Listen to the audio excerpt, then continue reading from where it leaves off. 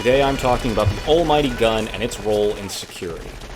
Now, I've spent my entire adult life working in offensive, cyber and physical security, and then offering remediations to clients on how to resolve any of the stupid stuff that I've discovered, playing the role of the bad guy. But the thing is that once you've played the role of the bad guy and you've handed off your findings, this is where it becomes the defensive side of security. And that's where the rubber really meets the road. So the defensive side of security doesn't get enough credit, in my opinion, for actually stopping the crime. Because that's where it really comes down to. The defensive side of security has to be as close to 100% perfect at all times, always. And, well, it's really hard. So let's talk about defensive security for a minute. Defensive security has three components to it. You have your deter, delay, and stop. Now, keep in mind that this is going to be all about physical security, and we're not going to be talking about cyber because that's a different issue. But the first one is simply deterrence. And it's really simple with what you're doing here. A deterrence is you want your home or business to look so impenetrable, to have so many anti-intrusion devices set up, that the bad guy is always going to go to the neighbors before you. So let's take a look at, say, 7-Elevens, right? Convenience stores are constantly being knocked off or robbed, and we know why. It's low risk, low reward. The criminal is going to walk away, if they're successful, with a few snacks and maybe $100 under their belt. But honestly, most places have a very low ability to solve those crimes, or even a desire to go and solve those crimes. But what if your common 7-Eleven, instead of having chips, Doritos, Gatorade, and $100 in the register, what if there was a secret back room where every 7-Eleven, or most, had guns and ammunition, drugs, cash, and maybe even in the back parking lot some really nice cars? Well, sure. Then, that would be the holy grail for every petty criminal, right? Guns, weapons, drugs, cars. Yeah, of course, that's exactly what they want. Well, I'm not describing a 7-Eleven anymore. I'm describing your average police station. Between weapons lockers, evidence lockers, forfeitures from criminals, etc., a police station is full of things that criminals would want. But unfortunately for criminals, there's another thing inside police stations, and that's cops, armed to the teeth and ready to use weapons. So it instantly becomes a very high-risk, high-reward type of situation, and this is why you don't see police stations, army depots, National Guard stations, etc. being robbed on a regular basis. Because the criminals are at least smart enough to know that would be really stupid. So the first thing that you're looking for is a deterrent. You are looking for a way to put bars on the windows, ballistic glass, German shepherds. You're looking to put things in place that will deter the bad guy and make them go to the neighbors. But now let's talk about delay, and this is where it gets interesting. So delay in defensive security in this context means just how long can you stop the bad guy from getting in? How long can you stop them from getting access? If we look at the NYPD's data, which they actually keep pretty good data, depending on the type of the crime, depending on how the NYPD classifies it, their response time is about 10 minutes. So if the police response time is 10 minutes, then that means that your delay needs to be at least 10 minutes. That's all this means. Delay is how long can you prevent bad guys from getting into the facility until a good guy with a gun can show up. That's it. That's all that delay is. And you need to know how long in your location does it take for a good guy with a gun to show up. So let's take a look at the most common door that you're going to find across all of England, which is your standard wooden door, and we're going to ask Mr. Eddie Hall to demonstrate for us how long it takes to get inside. Let's give it a go.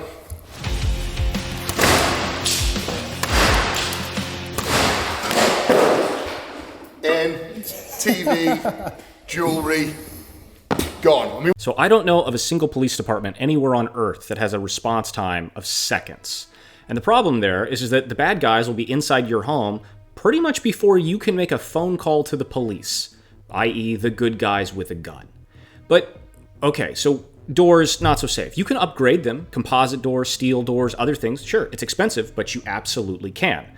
Now, that doesn't solve the problem if the door is supposed to be unlocked at a certain time. Like if you're a business and you have to have normal open hours, it doesn't matter how strong the door is if the door is unlocked and open so customers can come in. But what about windows? What if you get, ballistic windows that can withstand, various types of punishment? Let's see how long it takes for those to be broken into.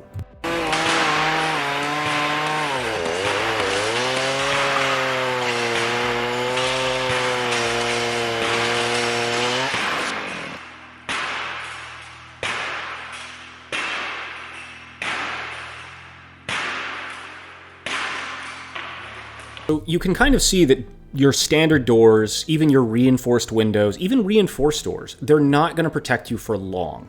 And this is what delay is all about, right? You need to delay the bad guy for some period of time before the bad guys can get in. But there's kind of a misnomer or misconception when it comes to how long does it take a bad guy to get in, and that is, what is the bad guy using? If they're using a hammer, a crowbar, or their feet, okay, well, that might take them 10, 15 minutes, depending on what you have set up. But what if the criminals decide to go a little bit bigger?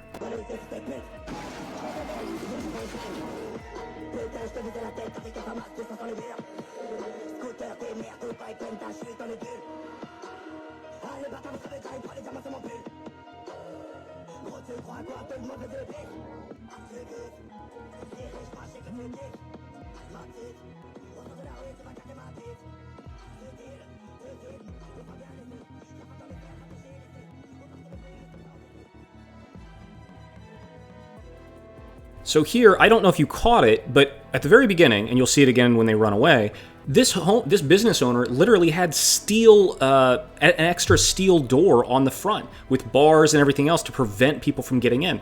Didn't matter. Why? Because the criminals didn't come in with a sledgehammer, a crowbar, or something else. They came in with a tow truck that they backed in at pretty much full speed and just rammed through. Now, again, I ask, well, what's the police response time? It's not that fast. And when you look at the camera video, how is the police supposed to identify these people? They're all masked up, they're wearing gloves, they're on site for a few seconds. Now, there are some things they can do, and I'm not going to go into it, but it's really tough. It's really, really hard. And the one thing you don't want to give your clients, whether it's their home or business, is just say, well, increase your insurance. That's not the thing that you want to be able to tell them is like, well, this is your only solution. The only two solutions for you are pack up your business and move it away, or wildly up your insurance. That's not what you want to do. So you might ask, well, couldn't they have just put in bollards, basically big heavy things in front of the store so that people can't drive into them? It's like, yeah, you could. But one, you're not always allowed to do that. Two, what if it's your house? Do you want your house, or are you even allowed to put bollards around in front of your home? Two, they're expensive. And three, you'd have to do it on probably multiple sides of the building, which again, you might not be allowed to do. And it's not always going to be effective, as you'll see in this video.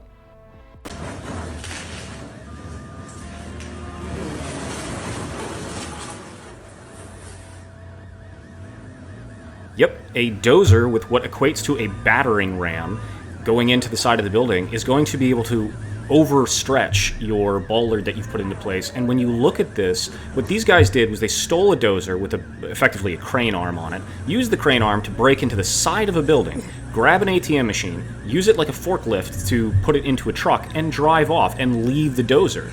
So the issue here is that first off, where would you put a bollard to have stopped this? And two, how would it stop it? And the answer is it wouldn't. And this comes back to the entire point of all of this, right? Is that you can't, like, the delay and the deter, well, obviously neither of these things worked. As crime continues to go up and criminals continue to get more and more brazen, you're going to have to, the good guys and the defense are going to have to start actually getting serious and thinking outside the box here. Take a look at our jewelry store attack one more time and realize in the first few frames, there are people in this store. There's actual employees, or what seem to be employees in the store, who run away. So it's not like this was the middle of the night. It's not like nobody was around. No, there are people here, but they have no means to stop this. And this is where we get to the last aspect of defensive security, and that is to stop a crime from happening. So your deterrent didn't work, your delaying didn't work, the bad guy is inside. How do you actually prevent it? Well, this is where a good guy with a gun shows up, right? That's usually a cop.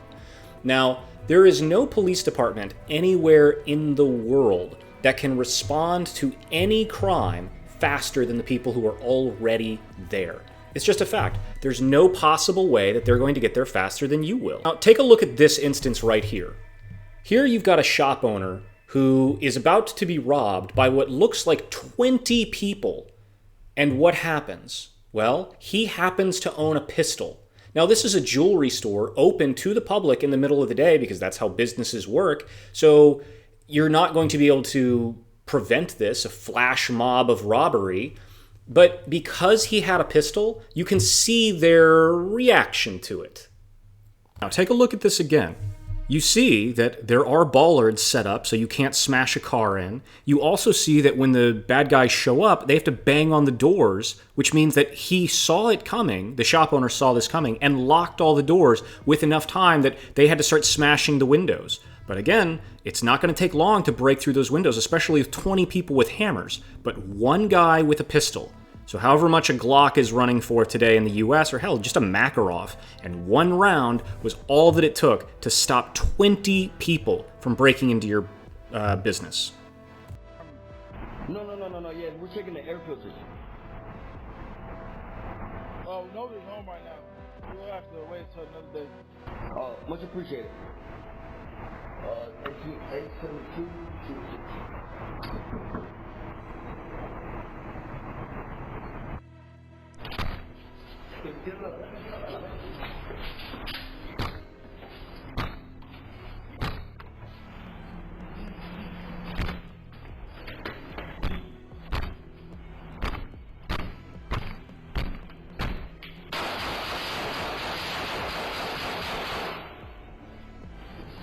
So ask yourself this question: what actually stops crime?